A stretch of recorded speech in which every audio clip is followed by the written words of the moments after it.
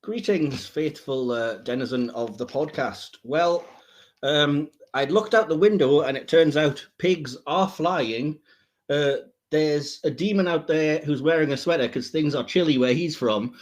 It seems like it has finally happened. The USS Cerritos model that I pre-ordered and paid for in November that was supposed to be released on the 15th of January has finally arrived. But was it worth the wait? Let's go through it together and find out. So, welcome back everyone to another Eaglemoss product review, this time for, of course, the XL USS Cerritos, the very first release in the Star Trek Lower Decks Starship collection. Full disclosure, this is going to be the first time I've even looked remotely at this. I've had rather a busy day, so I haven't even broken the seal on the packaging, as you can probably see there.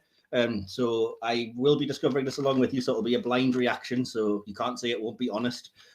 Apologies if the camera picture quality is still not great. I know a lot of people have been sort of taking issue with that, to which I can only say if you would really desperately like an improved quality, then by all means feel free to ask for my PayPal details or whatever, and you can pay for a brand new webcam. But until then, unfortunately, this is the best we can get, and hopefully it's not too bad. So yeah. Without further ado, then, let me just go through the usual stuff, which starts with the box. As you can see, the front has Lower Deck Starship Collection, a nice picture of the Cerritos, and in the corner, if you could make it out, some of the other ships from the Lower Decks collection that are going to be released. So it's basically the Cerritos, the Titan, and the Vancouver on the image there.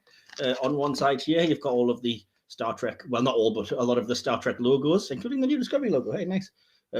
And on this side, a picture of the Cerritos model, Lower Deck Starship collection there, and official Starships collection. So yeah, that's all of the box art. It's good and it looks big, so fingers crossed that it is. And yeah, I'm getting stuck in because I've waited long enough for this, so we'll see what it actually turns out like when we get to it. Okie doke. So, box open. And here we are. We have a very miniature-sized magazine, which is to be expected, of the Cerritos, NCC-75567. We'll look at that in a second. Pop that to one side, and we will take the polystyrene off. Oh, hello. Beautiful. Okay, this is, yeah. This is the USS Cerritos. It's large. It looks amazing. Oh wow, I am impressed. Yeah. Let me just give that a second to gestate down there. Yeah, wow, that is amazing. I will get to it. Just quickly then have a flick through the magazine first of all.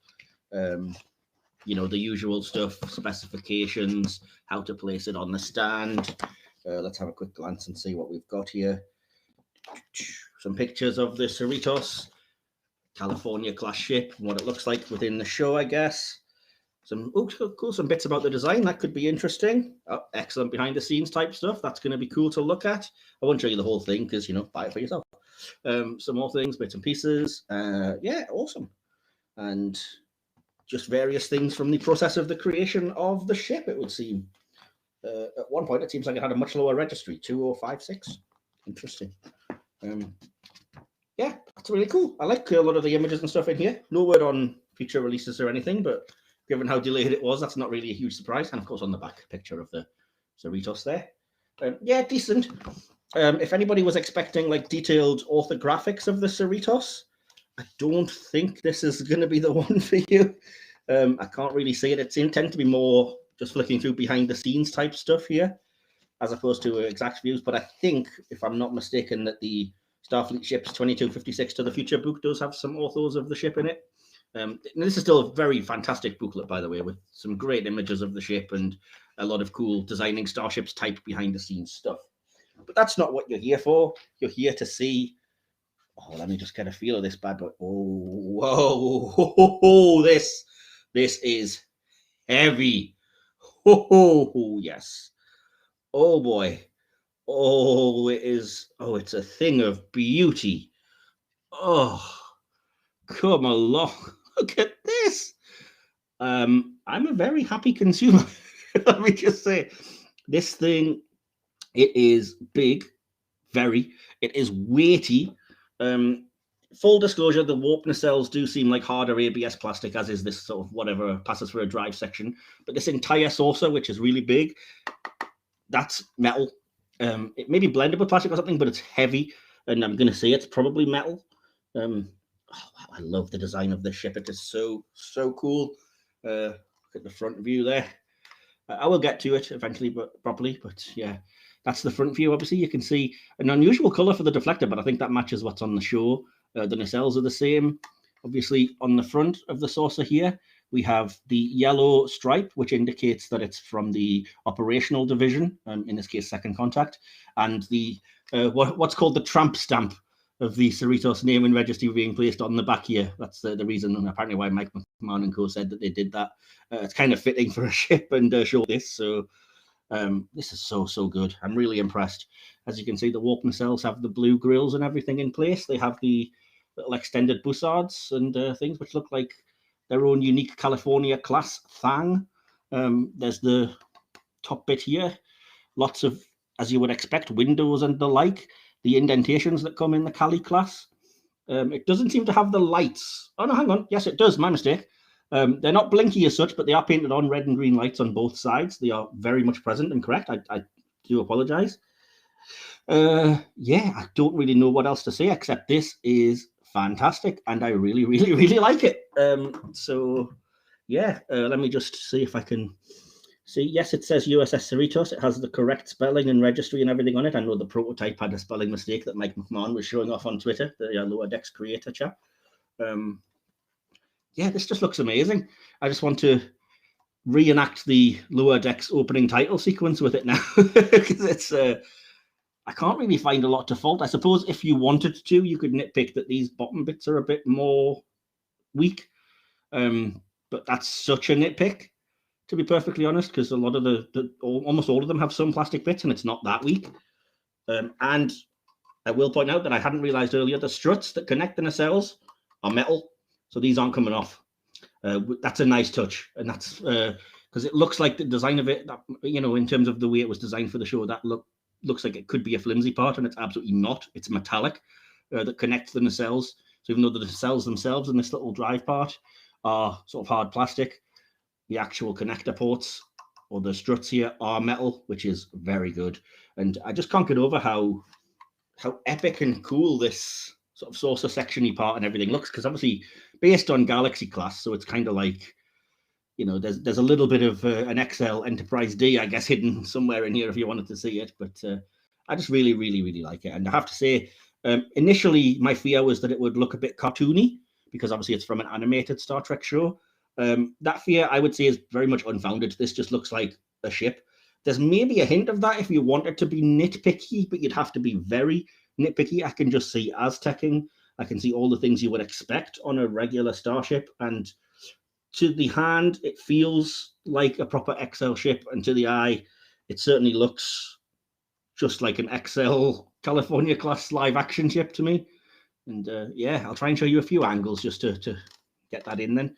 Again, sorry about the picture quality. It's not great, but this is hopefully going to give you an impression of the kind of thing you can look forward to if you do order this. And yeah, it's your front view, your back view, side view. The front's probably one of my favorites. It just looks really cool. It's very Enterprise D-ish. Top-down view, bottom view, which I haven't really shown you because I don't really look at the bottoms of the ships a lot. But yeah, there's not a lot on it, but it's fine. It's got Aztecing and it's got the connector parts and everything. So yeah, and then other side. Yeah, can you just picture it with a alien creature nibbling on the back of this nacelle, or fleeing from the Borg, or crashing into a comet? Awesome. That's fine. That's fantastic. Sorry, that's fantastic to me. So can't really fault it. And I will do a quick size comparison once I get it on the stand. But for now, let's just double check all of this stuff.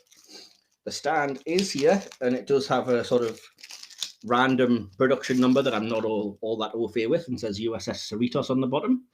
So that's all good. Oh, wow. quite a wide sort of prongs for the stand. So I'll place that. Hopefully it sticks in it well. Yep, that's not going anywhere. Whoop. I stand corrected. They're always a little bit like that, these stands, aren't they? They're always a little bit finicky, but yeah, that's not really going anywhere once you actually stick it in properly. Let me just double check that I'm putting it on the stand correctly. I don't want to muck up. So yeah, the stand goes to the rear of the saucer section. Okay, let me just see if I can. So that's going to mean it has to go through past the nacelles, a little bit, tiny bit finicky, and then clips onto the saucer, and voila, there we have it. Lower decks fans, the California class, USS Cerritos. Do not love that completely. The stand, it could have been stronger, but yeah, it's fine. It does the job. It's balancing there. So much cool little detail I'm noticing, like yellow striping and yellow dots on the warp nacelles. Hopefully you can see it. If not, again, I will take pictures. Blue lining where there's some of it on here. Yeah, just let me just have a look at the back of the warp nacelles if I can. Yeah, just as you would expect, more or less. And the front are really cool. I love this so much, and I hate having to nitpick, but this stand is really flimsy, especially given how heavy the saucer section is. It does not want to be held in there. They could have perhaps done with a stronger stand, but that really is, that's nitpicking extreme. But it's what I'm here for. I'm a product review, so maybe do a bit better with the flimsy plastic stand, Eaglemoss. But other than that, I could not be more impressed with this Starship. Is it worth the wait? I mean, is anything worth a 5-month or whatever it is wait? But I kind of think, yeah, I mean, I love it. It's very good. And if it's time that they needed to get it to look like this and be everything I want her to be, it's fantastic. I'm suitably impressed with the size of it, which has been something that's been letting a few of these Eaglemoss releases down. It looks actually bulky and sort of a member of the Galaxy class lineage, as it should. It looks like it should be a bit of a workhorse, and I think that's portrayed here, not least because it's an XL size one, so it is quite expensive. Just to get that out of the way, if you were to order this on the Eaglemoss website, I do believe it's $59.99 in the UK site, which is all I can really vouch for. So basically, you're setting you back £60 if you don't get sort of percentage off vouchers or anything like that. But yeah, and it was previously, on a notification wait list and stuff, but I do note that as of today, it is available to just add to your basket. I would advise, if you are interested at all in this ship, to do that, because I have a feeling they're not going to last long, and once they're gone, these are going to be quite hard to get hold of. They're going to be like gold dust. So, and I'll be honest, in terms of, the ultimate question, is it a hit or a miss? I very much would recommend this. I can't really, I mean, the price is not fantastic. It's not ideal to have to pay that kind of price for anything. But as I say, there's often at least 10% off things and stuff kicking about for Eaglemoss anyway, if you know where to look and such. But having said that, I don't think this is, for what you're getting here, I don't think they're actually asking too much, because it's big. There's lots of it. It's this entire thing being almost, it looks and feels like it's got to be metal to me, or majority metal, and so that's going to have been expensive. And like I said, the detail that's gone into it is clear. The obvious affection is it screams from this thing, as you would expect. And so I would say absolutely hit, and I do recommend getting it ASAP if you are interested, because they have done a very good job on this one. I can't really, with the very slight niggle that the stand could perhaps be stronger, I can't fault a whole lot about this release, and I absolutely adore her. She's great. And I will just quickly do a size comparison. The nearest thing I happen to have here is the Zheng He from the Picard collection. Now, the Zheng He is not an XL ship, so it should be smaller, which, as you can see, it obviously is, comparatively speaking. Let me see if I can get them in shot. So, but that gives you an impression, because the Zheng He, by the way, even though it's not from the XL line, is by no means a small ship.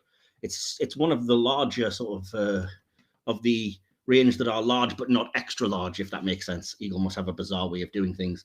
So yeah, the Zheng He is no slouch when it comes to size, and The Cerritos, I don't know if you can really tell there, but it does dwarf even the Zheng. The California class compared to Inquiry class here, you can see a world of difference. This ship is definitely bigger. And yet, I mean, in price difference on the site, I think there's maybe only £10 difference between the two of them. So yeah, again, that just goes to show, I think, that this one, they've absolutely nailed the size, the feel, and everything of it, and I cannot fault them. So as I said, you can get an impression there of the kind of size, but trust me when I tell you, it's probably, looking around and sort of remembering the other ones that I've reviewed and stuff, I'd say this is easily the largest ship of anything that I currently own. Now, in perfect honesty, I don't have the XL versions of releases that already had a regular release, so I don't have the XL like Enterprise D or Voyager or whatever. But I do have some XL ships. I have the Shenzhou, which is not as big as this. I can tell you without having to go to the other room and grab it that it's not. I have a couple of space stations that aren't quite as big and bulky as this. And this just, it's absolutely beautiful. It does the absolute job. And just staring at it just reminds me of the opening credits and of the, the glorious passes that we get of the ship in animation, and hopefully, maybe, fingers crossed, one day in live action. So yeah, there's not really much else to say except Eaglemoss.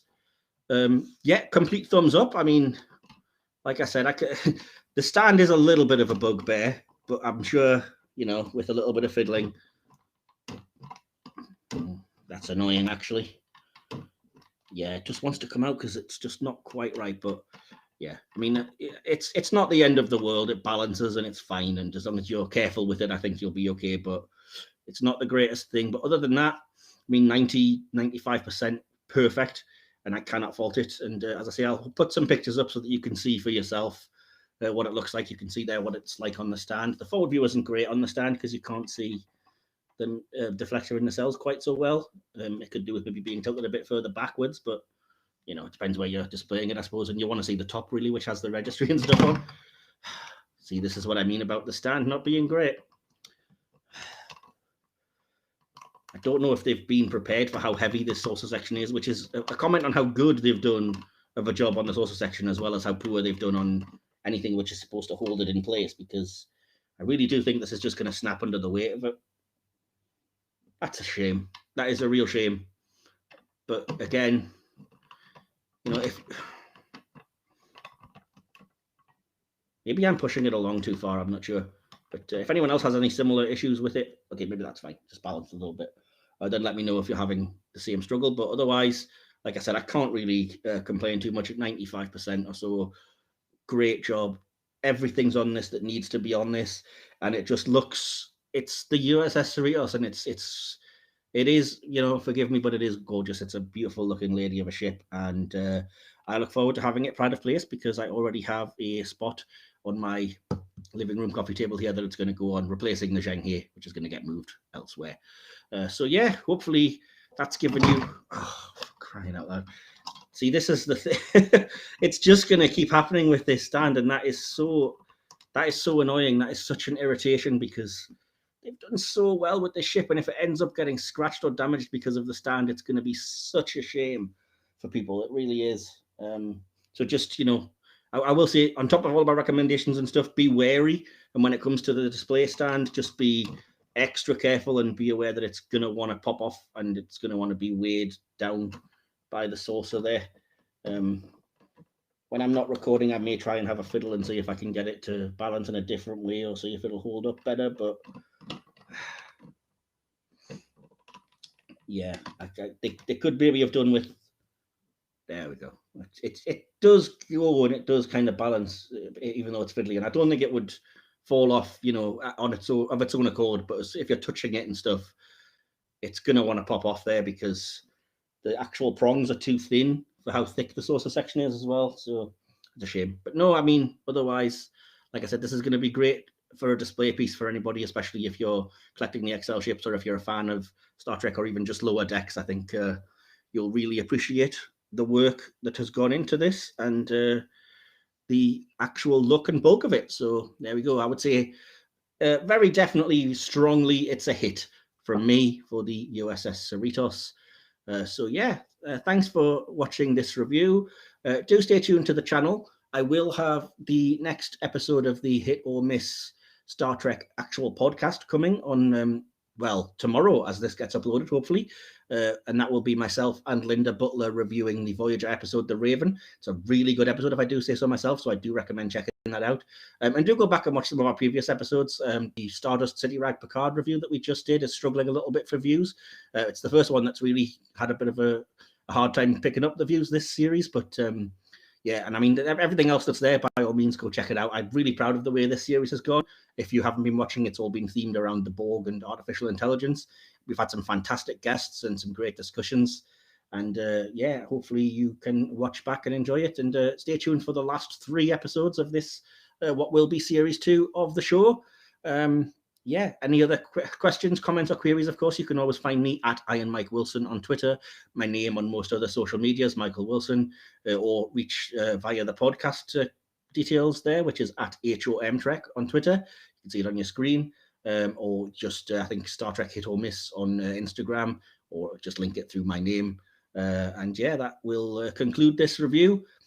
With the one exception of the stand, which is annoying because it's a small niggle, but it potentially has the chance to become a huge problem if it damages the ship or anything.